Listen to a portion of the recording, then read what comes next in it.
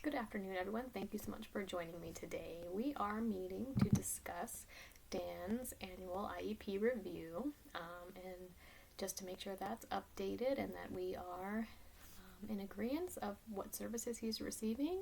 And before we get started, let's get an introduction of everybody here. My name is Amy Mayfield. I am Dan's special education teacher and case manager.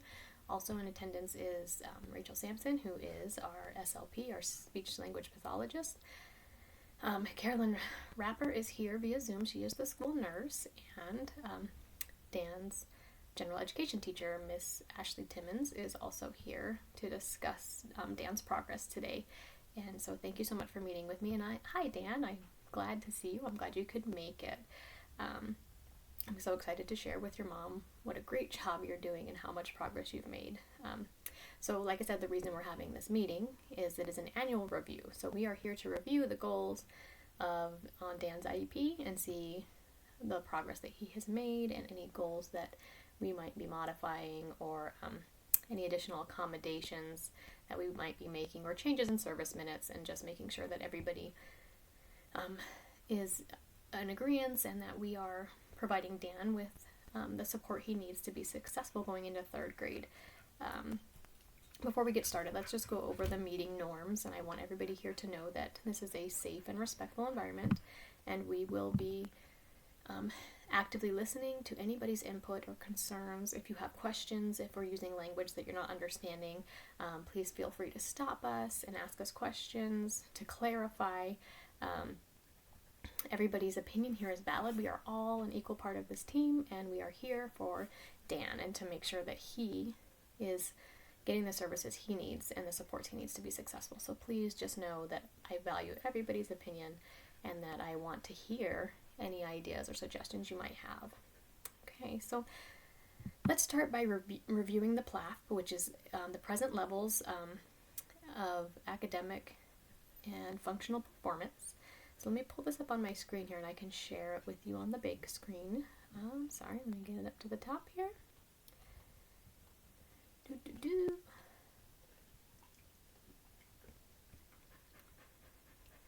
All right, so let's go into the functional performance here. So as far as, let's start with social emotional. Dan does not have any social emotional goals or needs at this point. He's very pleasant. He gets along with his peers. He engages properly with everybody, his classroom teacher, and expresses no concerns regarding his social emotional development. I have no concerns regarding his social emotional development. He's always fun and happy to work, and he's just a great kid overall. He does stay on task. Sometimes he needs redirection when he's presented with more complex tasks, and particularly involving like reading or writing, but that's to be expected. But he is able to complete them without teacher support, and turns in his homework and everything that he should be, but sometimes he does need a little additional help. As far as his academic, let's just start with like how awesome he is doing.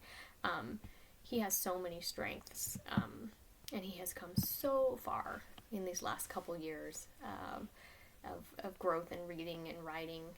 And his math. I mean, he just loves math. He's so excited to do math, and I do not have concerns with math whatsoever. But for reading, he has strengths in recognizing many high-frequency words and understanding main ideas, particularly in simplified text with support. He's very cooperative and willing to participate in reading activities, especially when he's provided with that individual support. Sometimes he can get a little overwhelmed if the text seems a little too complex and he feels like he's going to be spending too much time decoding instead of comprehending the text, but he has made a lot of progress. In writing, he's able to understand the concept of writing to convey a message, and I know in the past he's had struggled with spelling and a little bit of that phonological awareness and remembering those finger spaces and punctuation, but that has improved drastically. Like, I brought an example to show you guys of one of his recent writing assignments from Miss Timmons. He wrote 2 full paragraphs by himself with the correct finger spaces. He didn't forget the punctuation, and it is incredibly better than it was just even at the beginning of the year. He's made so much progress in that area. His handwriting has also improved. That's something else I want to point out, that his letter formation has improved. It is much more legible, and his letter formation is improving, but something that we can definitely work on. But overall, he is doing really well. I have his benchmark test results up here for you guys to see, and you can see that in quarter one for ELA, which is English language, English language arts, he is 37.1%, which is minimally proficient. So, we're below there, but we're making gains. And then the test results for math in the first quarter was 36.4%, which is partially proficient. But you can see here, once we get to quarter two, his math went up to 68.2%, which is proficient, which was, that's awesome. We know that he's always excited to do math.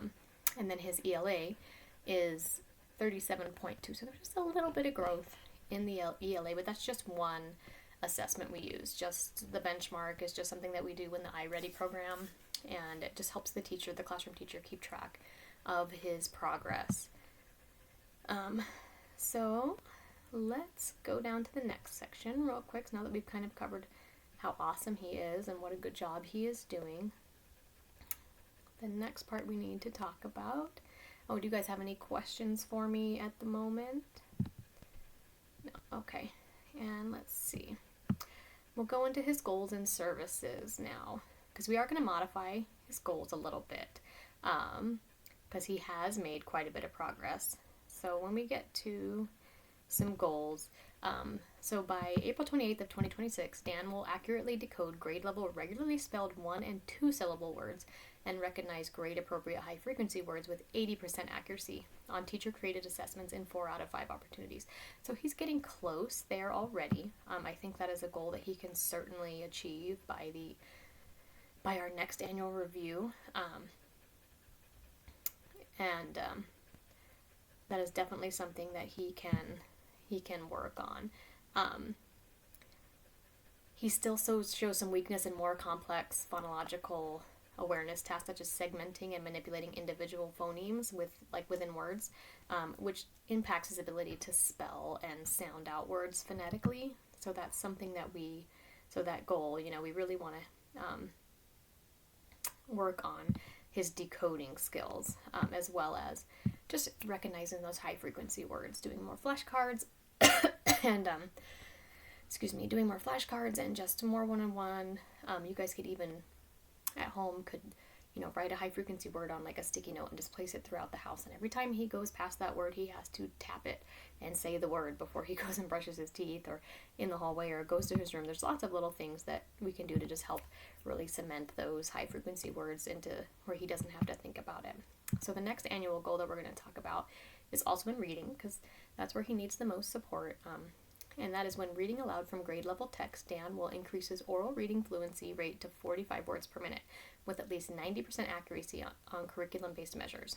So right now he's reading at like a 30 to 35 word per minute rate. The average mastery for second grade is about 50 to 55 words per minute. So we want to get that up, and that's just something that we are going to work on. And then when we get into writing, we want Dan to write short sentences with legible letter formation and appropriate spacing with words on 70% of the writing samples and classroom writing assignments. Now he's already making progress towards that goal. Like I said, his his word spacing between words and his legibility is improving, as well as his punctuation. But sometimes we have to work on helping him to write paragraphs that make sense, especially when he's going into third grade. Now it's going to be more of the state testing. They're going to have to write essays. So that is why we really wanted to make sure we got a writing goal in there, and kept it in there to ensure that he is ready for that third grade bump in testing that they're going to have to do, which involves essays, and making sure that what he's writing makes sense and is legible to the reader. We also have another goal in there where Dan will write 3 to 4 simple sentences about a given topic independently, applying correct subject-verb agreement, capitalization of the first word, and appropriate ending punctuation in 80% of the opportunities. So he's getting there. He's doing it probably like 65% of the time, maybe 70% of the time right now. But he is definitely making progress towards that goal. But like I said, third grade, they have to write a lot more. They have to, when it comes to those tests, those third grade assessments, they really have to hit it hard. And so we really want to support Dan and his writing goals right now. I don't have any math goals for him other than when they're related to like a word problem, especially like two-step word problems seems to be a little bit of a struggle. But once again, that ties into the reading goal and the comprehension goal that we have for him, because having to take apart those math problems to figure out what they're asking for is the tricky part for him. It's not the math. Dan can do math with like all kinds, and I know he loves it, but that's where it's just a little bit tricky at this point. Also, we are going to be reducing his speech service minutes from 120 minutes per month to 100 minutes per month.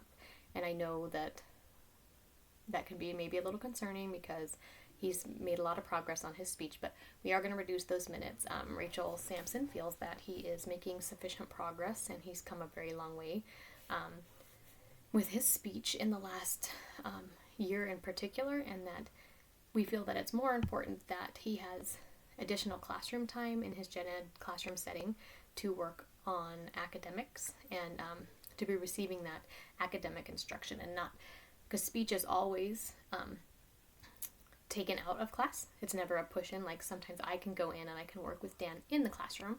I do that as much as I can to support him in the classroom, working on various assignments and working on his goals. But in speech, he has to be out of the classroom. So the more he's out of the classroom, the less time he has for academic instruction. So that is why we are making that decision. As far as the least restrictive environment, we believe that him being in a general education setting is the best environment for him. He does not need help with any type of ADLs, which would mean activities of daily living. So he doesn't need help washing his hands or going to the bathroom or navigating the campus.